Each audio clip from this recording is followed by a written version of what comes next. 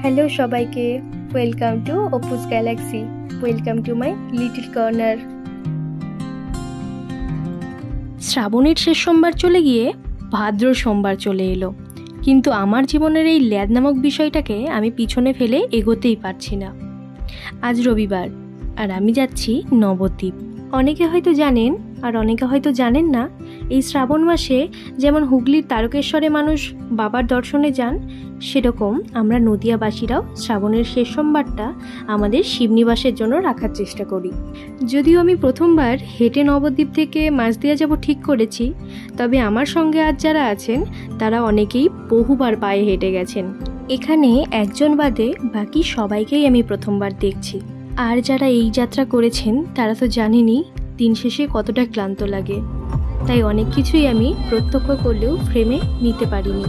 আমি চেষ্টা করব যতটা সম্ভব অ্যাকচুয়াল অডিওটাই দেওয়ার, যাতে আমার সাথে সাথে আপনারাও সেই দিনের উত্তেজনাটা খানিকটাও অনুভব করতে পারেন।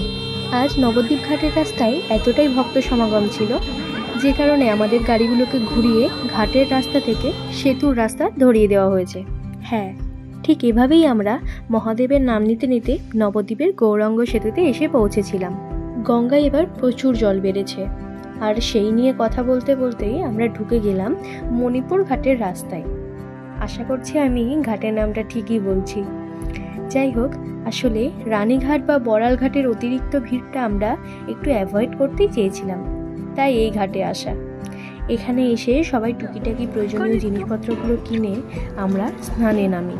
দেখেছেন এই পিচ্চিটার কত সাহস, যেখানে আমরা বড়রা জলে নামতে গিয়ে 10 বার ভাবছি যে যদি তলিয়ে যাই, আর ওর নির্দ্বিধায় সাঁতার কেটে যাচ্ছে।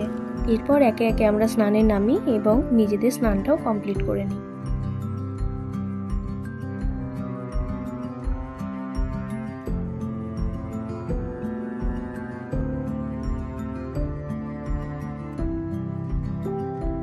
দেখছেন মুহূর্তের মধ্যে ঘাটে কতটা ভিড় হয়ে গেছে।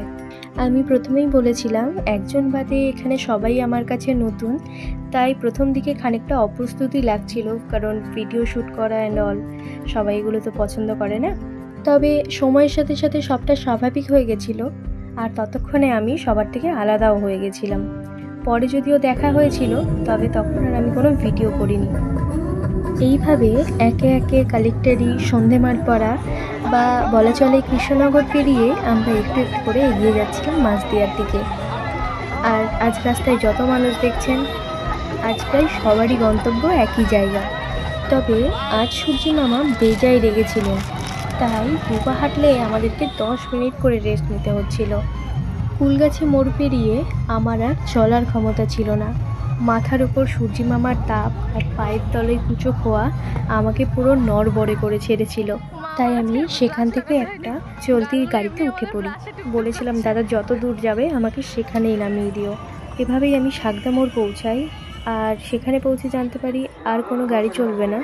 তবে বাবা হয়তো জানতেন আমার কতটা করুণ অবস্থা, তাই আমি ঠিকই গাড়ি পাই আর সেটা আমাকে ব্রিজের মোড়ে নামিয়ে দেয়। ব্রিজ থেকে কোনো রকমে আমি এসে পৌঁছাই মাঠে, আর মাঠে এসে দেখি লাইনটা ঠিক এরকম, যেটা প্রথম ভুল বোঝার কারণে গোলমাল হয়ে গেছিলো। তবে তার খানিকক্ষণ পরেই ঠিক এরকম হয়ে যায় লাইনের অবস্থা। প্রথম দিকে খানিকটা ভেঙে পড়েছিলাম, কারণ আমি ছিলাম সম্পূর্ণ একা আর করিশ্মাদিরা হেঁটে আসছিল। তবে পরক্ষণেই আমি আমার মতো একটা বুনুকে পেয়ে যাই, আর আমরা দুজন মিলেই এই লাইনে ঢুকে পড়ি। আর আজ ও ছিল বলেই আমি পুজোটা ঠিক করে দিতে পেরেছি। ও যদি না থাকতো, আমি ওই ভিড়ের মধ্যেই অসুস্থ হয়ে পড়ে থাকতাম। আর সবথেকে ইন্টারেস্টিং কথাটা শুনবে, আমরা এতক্ষণ থেকেছি, কথা বলেছি, আর আমরা কোনো মোবাইল নাম্বার এক্সচেঞ্জ করিনি। আমি জানি না ভবিষ্যতে কখনো ওর সঙ্গে আমার আবার দেখা হবে কি না। তবে Pallavi, thank you so much Bunu. রাত 2টোর সময় আমরা আমাদের পুজো কমপ্লিট করি, আর তারপরে আমাদের সত্যি আর হাঁটার ক্ষমতা ছিল না, তাই আমি আর দিদি ওখানেই থেকে গেছিলাম। এতটাই ক্লান্ত ছিলাম যে আমি আর কোনো রকম কোনো ফুটেজ নিতে পারিনি।